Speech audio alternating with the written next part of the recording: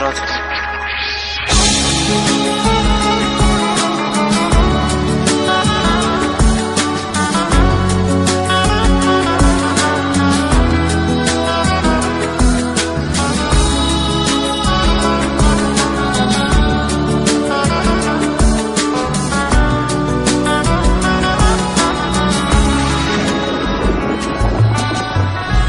قسمت نشد ببینم خدا نگهداری کنم، فرصت نشد بمونم و از تو نگهداری کنم.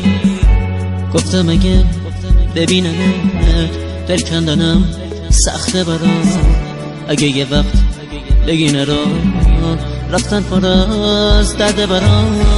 گفتم صدا تو نشنوم ندیدم از پیشت برم، پشت سرم زاری نکن چی کار کنم مسافرم.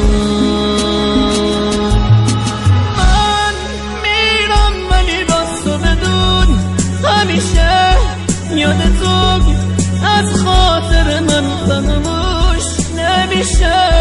گل من خوب میدونی بی تو تک و تنهام عزیزم، اگه تو نباشی میمیرم.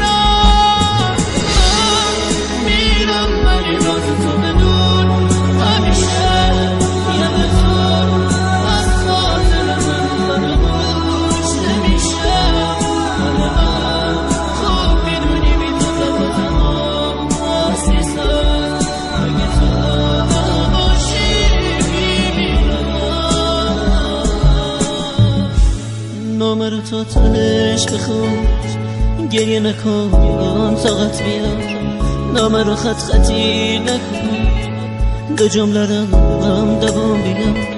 باور نکن یه بی وفا نامه میذارم و میرم، نه قسمت زندگی اینه به کی بگم مسافرم.